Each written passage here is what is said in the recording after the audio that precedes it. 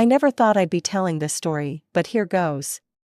My name is Mary, and this all started when I was 18, fresh out of high school with what I thought was my whole life ahead of me. Growing up, I always felt like the odd one out in my family. My brother Mike was 12 years older than me, basically an adult by the time I had any real memories. My parents, Tom and Linda, seemed to revolve their entire lives around him. Don't get me wrong, I had a roof over my head and food on the table, but emotional support, that was in short supply. While Mike got constant attention, praise, and what felt like unlimited resources, I mostly raised myself. I'd come home from school to an empty house, make my own dinner, and figure out my homework alone.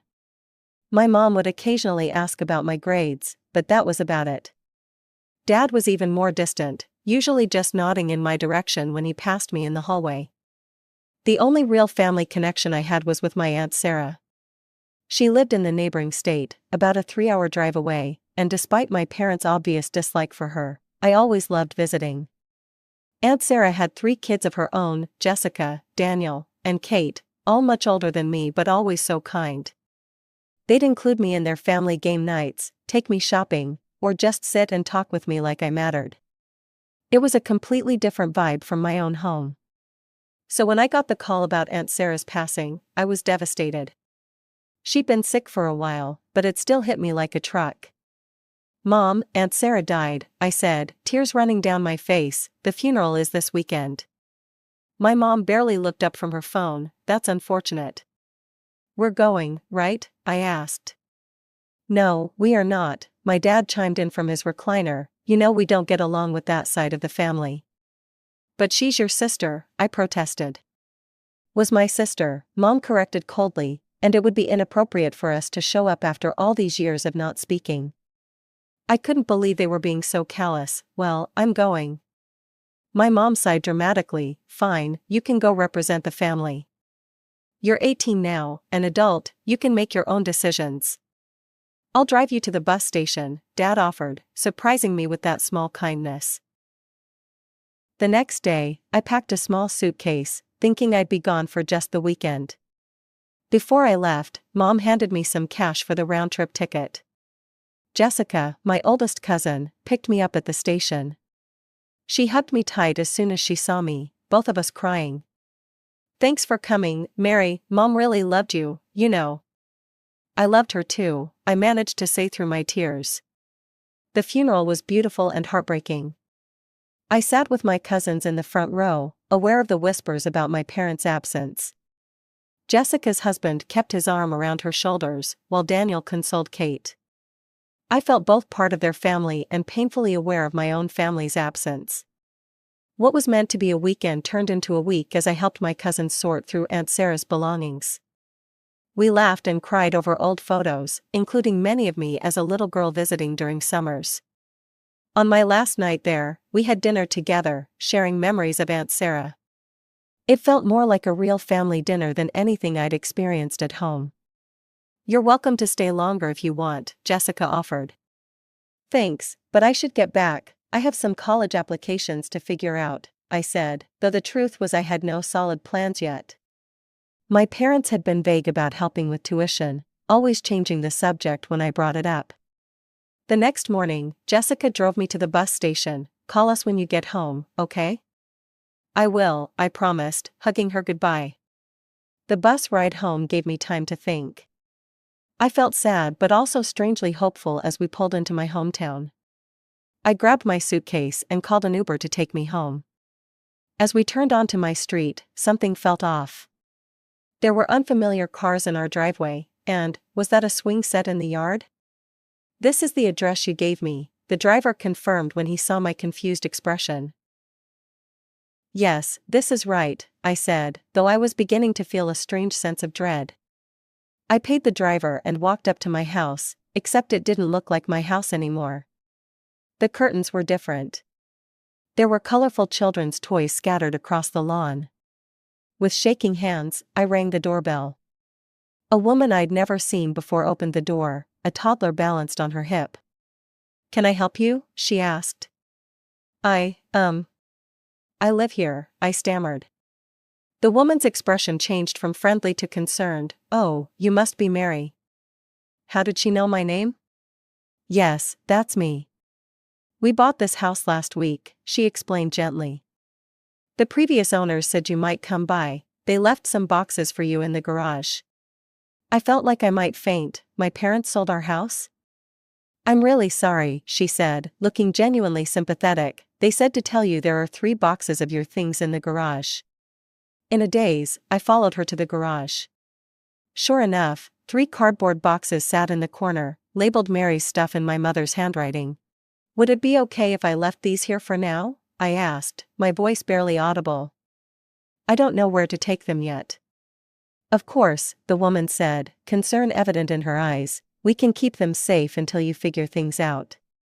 As I walked away from my former home, I frantically called my mom's cell. No answer. I tried my dad, straight to voicemail. I called again and again, panic rising in my throat. I found a bench at a nearby bus stop and sat down, trying to process what had just happened. After several more failed attempts to reach my parents, I decided to call my brother Mike. He picked up on the 3rd ring. "Hello," his voice was cautious, like he knew exactly why I was calling. "Mike, what the hell is going on? I just got back from Aunt Sarah's funeral and our house is sold." "Where are Mom and Dad?" There was a long pause before he answered. "They moved, Mary, they're here with me now." "So they just abandoned me? Left me homeless without even a warning?"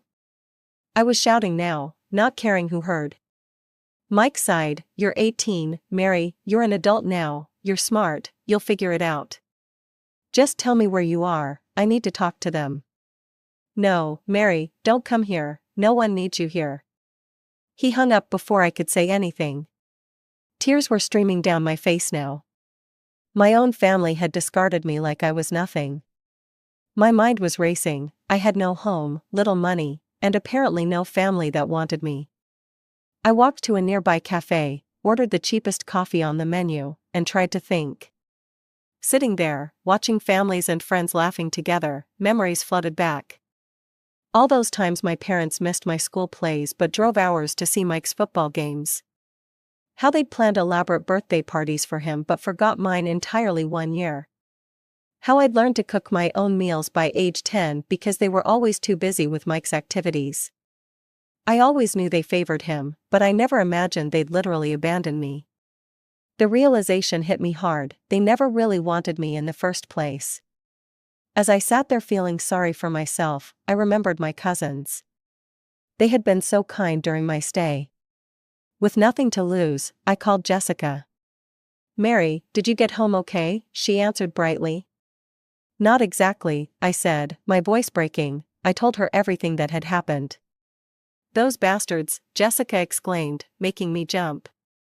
"I'm so sorry, Mary, that's beyond cruel." "I don't know what to do," I admitted. "I have nowhere to go." "Yes, you do," Jessica said firmly. "You're coming back here, right now. Daniel will wire you money for a ticket. Get on the first train you can."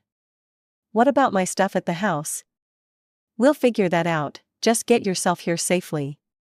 With newfound purpose, I headed to the train station.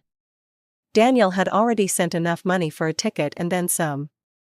Before boarding, I called the new homeowners and arranged for my boxes to be shipped to Jessica's address.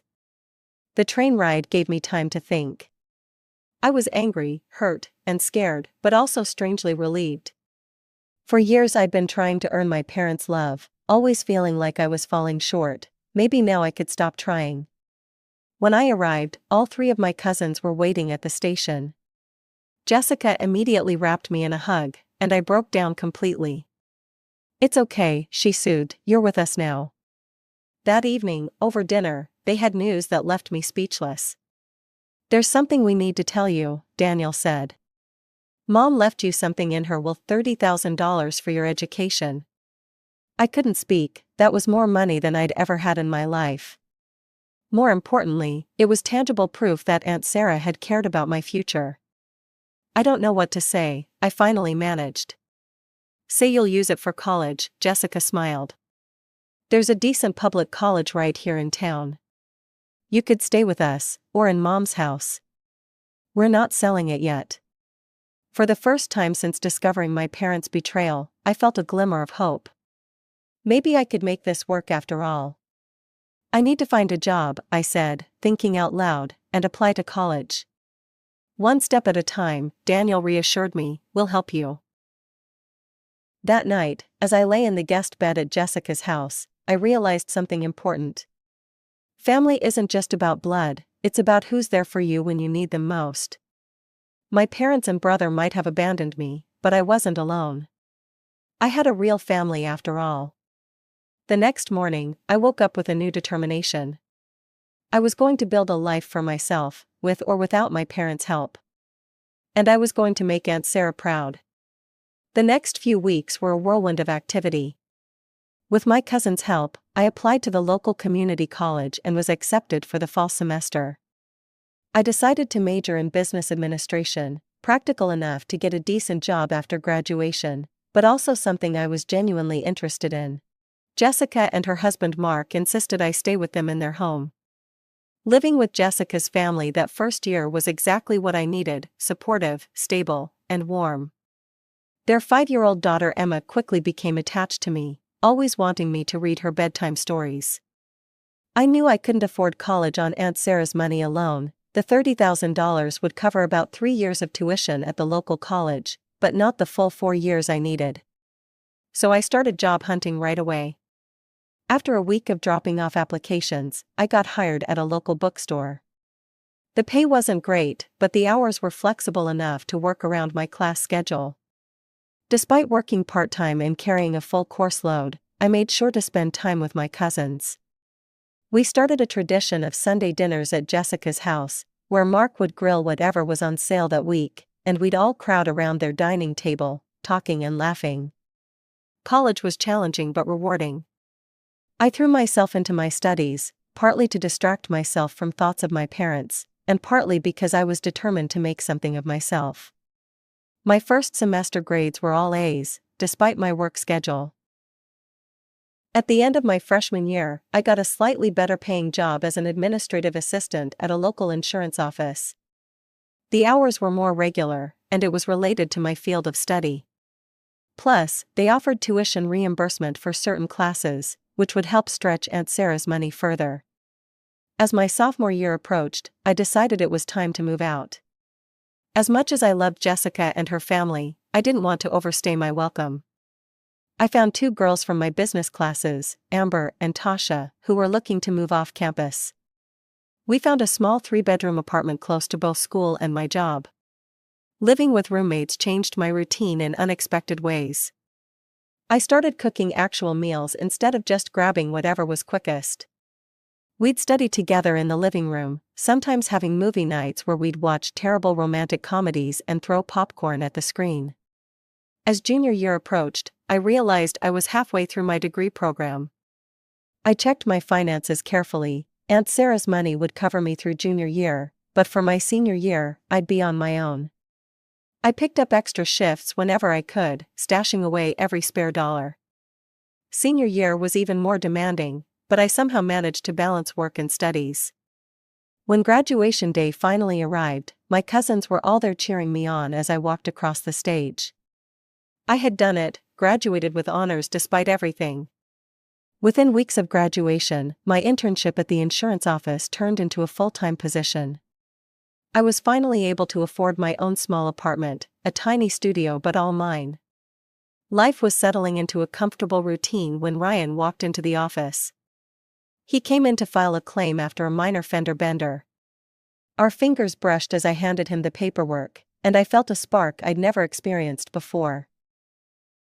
He asked me out for coffee after we finished his claim, and I surprised myself by saying yes. Ryan was easy to be with, kind, funny, and refreshingly normal. He taught history at the local high school and coached baseball. Unlike me, he came from a stable, loving family who lived just a few towns over. After 6 months of dating, we decided to move in together, finding a cozy 2-bedroom apartment halfway between my office and his school. 2 years into our relationship, the pregnancy test showed positive. I stared at it in disbelief before calling Ryan. He rushed home, worried something was wrong. When I showed him the test, his face broke into the biggest grin I'd ever seen. That night, he proposed, not very romantically at first, then correcting himself by getting down on one knee beside our bed. We decided on a small wedding, scheduled for 2 months later. Nothing extravagant, just family and close friends at a local garden venue. Jessica immediately appointed herself wedding planner, and between her enthusiasm and my organizational charts, everything was coming together nicely. Then came the phone call that shattered my peace.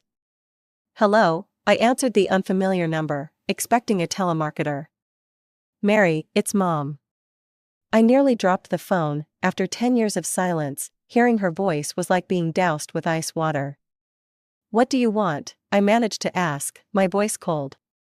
"We heard you're getting married, your father, and I want to come to the wedding. He wants to walk you down the aisle." I let out a bitter laugh. "You must be joking." "I already have someone to walk me down the aisle, my cousin Daniel, who's been more of a father to me than Dad ever was." "Mary, please. No, I don't want to meet you, and I'm not inviting you to my wedding." "We're coming anyway," she said firmly. "Especially now that we know you're pregnant, we want to be part of our grandchild's life." "Are you serious?" I remember exactly what kind of parents you were. "My child doesn't need grandparents like you." I still remember how you left me alone without even leaving me your address. You just disappeared. "You were 18, Mom countered. "You were an adult, independent. You could take care of yourself. We knew you'd cope with the difficulties." Something in her tone made me suspicious. "What's the real reason you're suddenly remembering you have a daughter after 10 years? There was a long pause. Finally, she sighed. "Mike had a vasectomy many years ago. All this time, we were waiting for him to get married and have children." I couldn't believe what I was hearing. "So I'm your backup plan for grandchildren?" "We've always dreamed of grandchildren," she continued, ignoring my question. "Mike only recently admitted he never wanted kids. He plans to live just for himself." She paused. "Your father and I are going to move closer to you. We'll buy a house in your city. We want to help raise our grandson." "No," I said firmly, "I won't allow it." And then I hung up, my hands shaking with anger and shock. That night, I told Ryan about the call. He knew the history with my parents and was immediately protective. "You don't have to let them back into your life," he assured me. "We'll handle this together." I leaned against his shoulder, grateful for his unwavering support. "I just can't believe they think they can abandon me and then waltz back in when it's convenient for them." "It's not about you," Ryan said gently. "It's never been about you, it's about what they want." He was right. Of course, my parents hadn't suddenly developed a conscience or started missing me. They just wanted access to my baby because their golden child had failed to provide them with grandchildren. That night, as Ryan and I lay in bed, his hand resting protectively on my still flat stomach, I made a decision. "I'm not going to let them ruin this for us," I said. "This baby, our wedding, our life together, it's ours, not theirs." "That's my girl," Ryan smiled, pulling me closer. "Whatever happens, we'll face it together." And for the first time since that unsettling phone call, I actually believed everything might be okay. After that unsettling phone call with my mother, I threw myself into wedding preparations. I wasn't going to let my parents' sudden reappearance ruin what should be the happiest day of my life.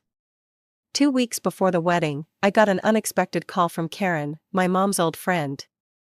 "Mary, I need to tell you something," she said, her voice hushed like she was afraid of being overheard. "Your parents are still planning to come to your wedding. They told me their plan. They're going to show up and publicly announce they want to make peace with you in front of all your guests. They think you won't be able to turn them away then, and you'll have to resume contact with them." I thanked Karen for the warning and immediately called Ryan, who came straight home from school. "Those manipulative jerks," he fumed when I told him, "we need to tell my parents too." Ryan's parents, Diane and Bill, had become the supportive in-laws I never thought I'd have. When we told them about my parents' plan, they were outraged. "You need security," Bill suggested. "I know a company that handles events. They can keep unwanted guests out, no drama." We hired 2 security guards who were briefed with photos of my parents and strict instructions not to let them in under any circumstances. It felt extreme, but I wasn't taking any chances. On our wedding day, I was a bundle of nerves as I got ready with Jessica and Kate at the garden venue. The coordinator knocked on the door of our bridal suite, looking uncomfortable. There's a situation at the entrance," she said. "A couple claiming to be your parents is demanding entry. Security has it handled, but they're making quite a scene." I closed my eyes, trying to steady my breathing. What are they doing? The man is shouting that he's the father of the bride and has the right to walk his daughter down the aisle. The security guards aren't letting them through. From the window, I could see my parents being escorted back to their car by the security guards. My father was red-faced, gesturing wildly. My mother was crying, or pretending to. They'd dressed up in their Sunday best, clearly expecting to be part of the ceremony.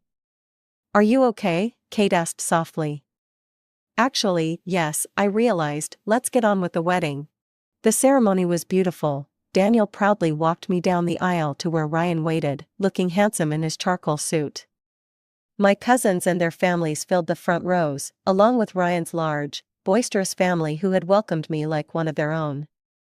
We'd written our own vows, and there wasn't a dry eye in the house by the time we finished. As we were pronounced husband and wife, I felt a weight lift from my shoulders. This was my family now, chosen, not just given by blood. The next morning, we left for our honeymoon, a week-long beach vacation that had been Ryan's surprise gift to me. I desperately needed this getaway, this time to just be together before the baby came. I knew once our child arrived, travel would be put on hold for quite a while. The honeymoon was perfect, lazy days on the beach, romantic dinners, and no family drama. For the first time in weeks, I didn't think about my parents at all. When we returned home, everything was quiet and peaceful. Weeks passed with no contact from my parents, and I started to believe they'd finally given up. I was wrong. The text started first, messages from numbers I didn't recognize, clearly my parents using different phones. Then came the calls, multiple times a day. I blocked each number, but they'd just use another. They left voicemails begging to be part of their grandchild's life. The stress was taking a toll on me. I was nearly 6 months pregnant, and my doctor warned me about keeping my blood pressure down. The situation reached a breaking point one afternoon when I was driving home from a prenatal appointment. A car pulled up beside me at a red light, and to my horror, I saw my parents inside. My father rolled down the window. "Mary, pull over right now, we need to talk to you." When the light changed, I sped away, but they followed. Heart pounding, I drove straight home, ran inside, and locked the door behind me. My parents pulled into our driveway, honking and shouting. With shaking hands, I called Ryan, who was still at school. "They're here, outside our house," I told him, trying to keep my voice steady. "Don't open the door," he said immediately. "Call 911, I'm on my way." The police arrived before my parents could do anything more than bang on the door and shout. They were detained and taken to the station. Ryan held me as I broke down after they left.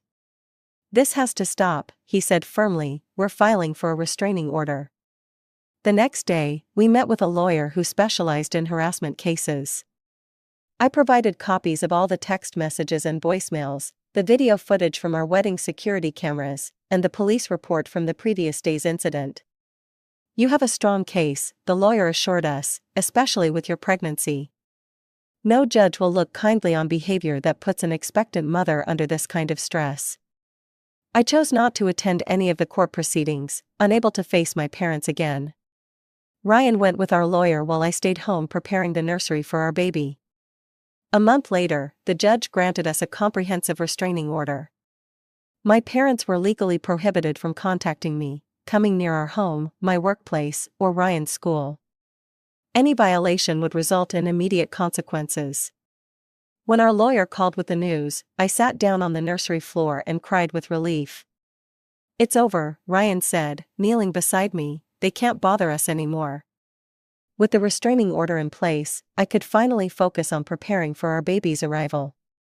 The nursery was nearly finished, walls painted a soft green, crib assembled, tiny clothes folded neatly in drawers. "I'm not letting them see the baby," I told Ryan one night as we lay in bed. "And if they try to fight it, we'll go back to court." "Whatever you decide, I'm with you," he promised. 2 weeks later, my cousin Kate called with news. "Just heard from Aunt Mabel that your parents moved back to Mike City," she said.